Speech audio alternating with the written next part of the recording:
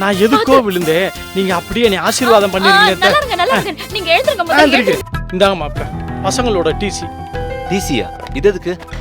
ஊர்ல நல்ல ஸ்கூல்லே இல்ல மாப்பிள்ள, அதனால இங்க நல்ல ஸ்கூல்ல சேர்த்து விட்டு நாங்களும் இங்கேயே தங்கி இருந்து பசங்களை பாத்துக்கலான்னு முடிவு பண்ணிருக்கோம்.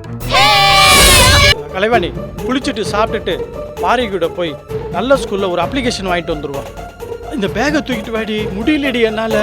அம்மா, எனக்கு இன்னும் சரியா படல. டேய், மனுஷங்க எப்பவும் ஒரே மாதிரி இருக்க மாட்டாங்கடா.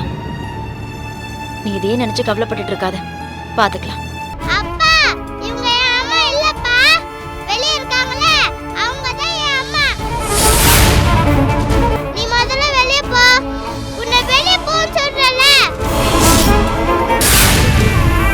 அம்மா வாங்கம்மா. 3 பேரும் படுத்துக்கலாம் வா.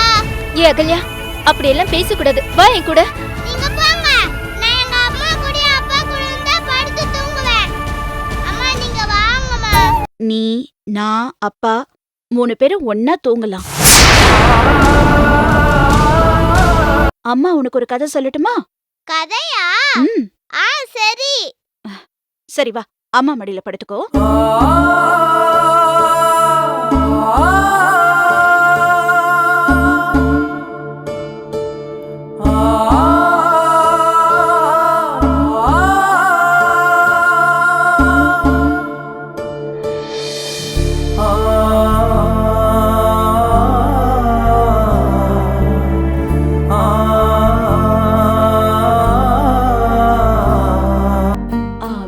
குழந்தை தூங்கிட்டா நீங்க உள்ள தூக்கிட்டு போய் படுக்க வைங்க.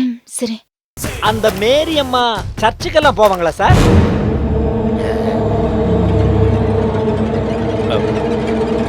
ஆமாய்யா, மேரி சர்ச்சுக்கெல்லாம் போவா. அவ சர்ச்சுக்கு போவாங்கிறது மட்டும் இல்ல, ஞாயிற்றுக்கிழமையான சர்ச்சுக்கு அவ போகாம இருக்கவே மாட்டான். அப்ப நாம ஏன் சார் சர்ச்சுக்கு முன்னாடி போய் தேடக்கூடாது? ஆமா சார். அகல்யா குட்டி, சட்டையை போட்டுக்கோங்க. ஓகேம்மா. நீங்க சொன்னா போட்டுக்கறேன். Very good girl. ஹலோ, சொல்லுங்கம்மா. ஆல்பர்ட், மேரிய பத்தி ஏதாவது தகவல் தெரிஞ்சுதாப்பா? ஐயோ, அதான் தகவல் கொஞ்சம் தப்பாயிடுச்சுமா. நம்ம மேரி மாதிரியே ஒரு பொண்ணு இருக்குன்னு